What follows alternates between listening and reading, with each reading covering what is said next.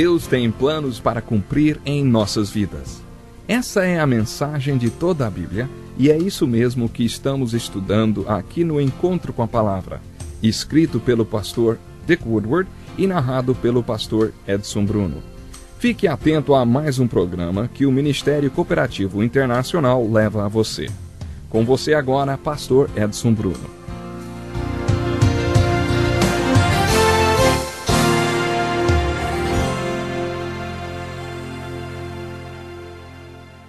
Muito obrigado, Darrell. Continuando o nosso estudo do Velho Testamento, chegamos à terceira e última parte do livro de Juízes. E sabe, eu fico muito feliz cada vez que posso estar junto de você. Primeiramente, nós vimos no livro de Juízes uma aplicação individual e depois uma aplicação coletiva, ou seja, para toda a nação. Depois começamos a ver as aplicações biográficas. Muito do que Deus nos ensina na sua palavra é através de biografias. Aprendemos que eles eram pessoas simples e que Deus usa pessoas simples. Deus tem prazer em fazer coisas extraordinárias através de pessoas comuns, se essas pessoas estiverem dispostas, se elas simplesmente derem liberdade ao Espírito Santo. O Espírito Santo controlou a vida desses juízes. No nosso encontro de hoje eu gostaria de estudar com vocês a vida de Gideão. Lemos sobre a sua vida nos capítulos 6, 7 e 8 de Juízes. Acho que Gideão foi o mais interessante de todos os juízes e deixou para nós um dos mais profundos ensinos. Ele se descreve como o mais fraco entre os fracos. Entrou em cena durante um dos ciclos de apostasia. Houve uma época em que o povo servia a Deus.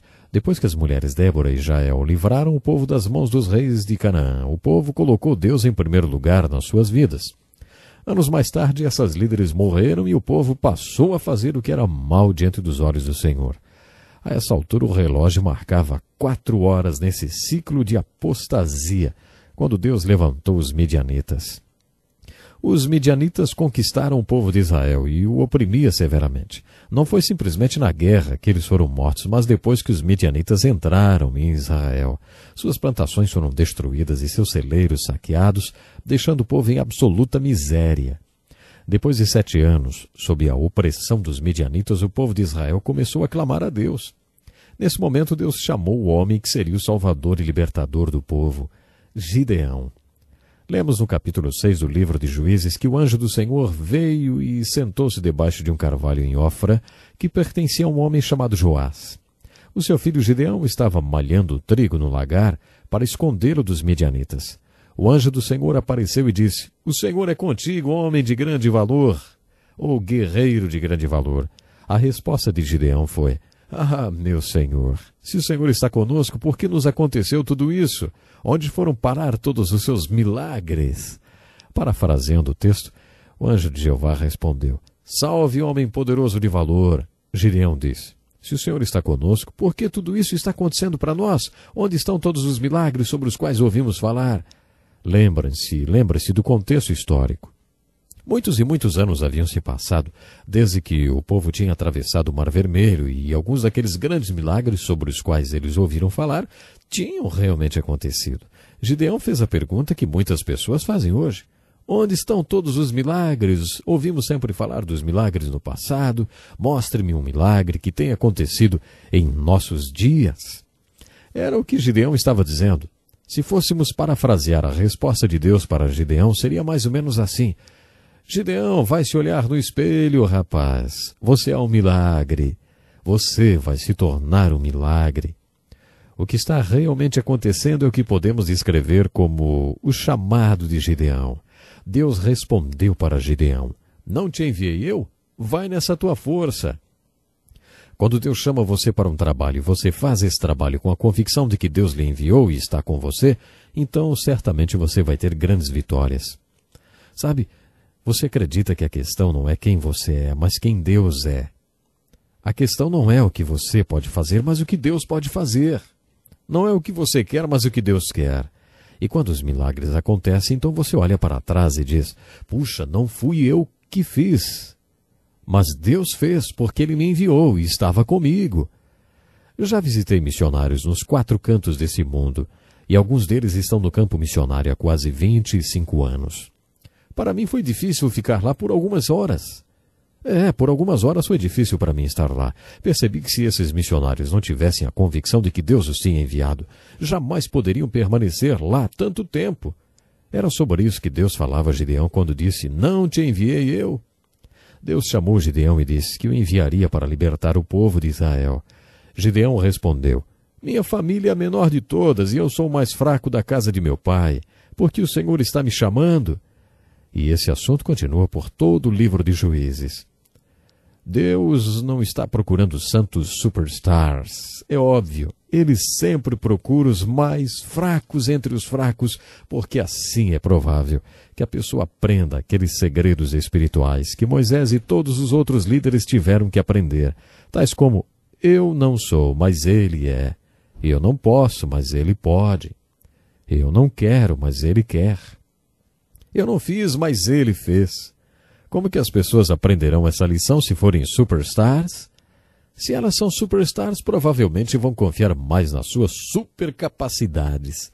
Mas se elas são as mais fracas entre as fracas, então talvez Deus possa fazê-las confiar nele.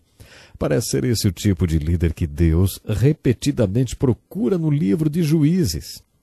Quando Deus chamou Gideão para destruir os midianitas, eles eram centenas e milhares. Eram tantos que pareciam uma nuvem de gafanhotos ou como areia do mar.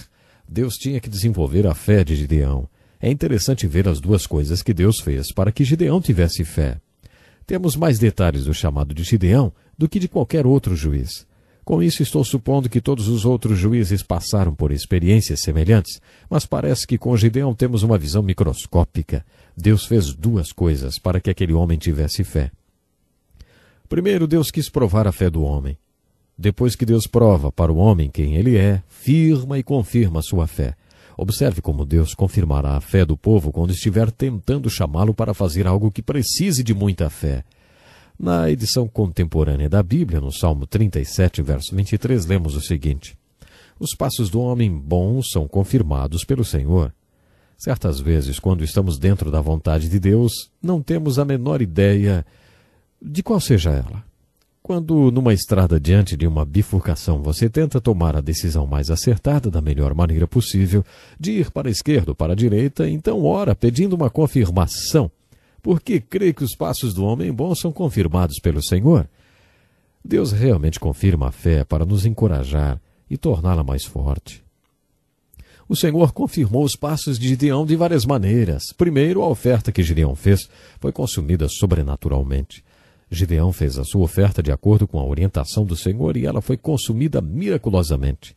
Esse foi um acontecimento que certamente firmou, confirmou e encorajou a fé de Gideão. Depois, todos nós estamos familiarizados com a dupla experiência com o novelo de lã. Deus estava chamando o homem para libertar o povo dos midianitas. Se você tivesse um encontro com Deus, em que achasse que Ele estivesse chamando você para algo dessa magnitude e Deus estivesse falando com você, você não pediria uma confirmação? Pois é, Gideão pediu. Ele disse para Deus, Deus, se o Senhor está realmente falando comigo, porque eu posso estar em dúvida de que o Senhor esteja realmente falando comigo, então faça esse milagre para mim. Hoje à noite, antes de dormir, eu vou colocar um novelo de lã lá fora. Faça que quando eu levantar amanhã cedo, a terra ao redor do novelo esteja seca, sem a umidade do sereno, e o novelo molhado. Assim foi. Na manhã seguinte, quando Gideão levantou, a terra estava seca. Mas ele encheu uma taça de água com o novelo de lã. Então ele disse, agora, Deus, eu espero que o Senhor não perca paciência comigo. Vamos fazer o contrário hoje à noite? Faça com que a terra fique completamente molhada, com o sereno, e o novelo de lã fique bem seco. Assim, na manhã seguinte, a terra estava com o sereno e o novelo totalmente seco. Para que tudo isso? Isso serviu de confirmação para a fé de Gideão. Deus o estava chamando para fazer uma grande obra. Deus queria confirmar e firmar os seus passos. Por isso fez conforme ele pediu. Existe uma linha muito estreita entre fazer o teste do novelo de lã e colocar Deus à prova. Uma das tentações que o Senhor Jesus sofreu no deserto era para que ele se jogasse do cume do templo. Antes que caísse, ele daria ordens aos seus anjos para que o salvassem. A resposta de Jesus à tentação foi, não tentarás ao Senhor teu Deus. Sabe, quando nos aproximamos de Deus, começamos já a jogar o jogo da fé. Sem fé é impossível agradar a Deus. Sem fé você não consegue se aproximar de Deus. Se é assim que nos aproximamos de Deus, a própria natureza da fé sugere que haverá momentos em que Deus vai nos testar. Mas nós não temos o direito de testar a Deus.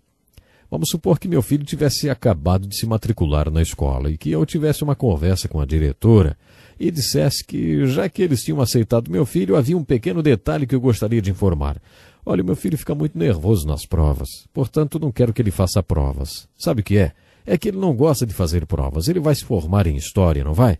Então eu gostaria de saber se ele poderia ter uma entrevista com o chefe do departamento de história e o testasse para ver se esse diretor realmente conhece história. Vocês acham que meu filho seria aceito nessa escola? Claro que não. De acordo com as Escrituras, quando você começa a sua caminhada de fé, é como se entrasse na universidade de fé de Deus. Você não tem o direito de testá-lo, mas Deus tem o direito de colocar você à prova. Ele pode dar testes semanais, mensais, provas finais, o que quiser. Ele pode testar você no momento que quiser. É direito dele.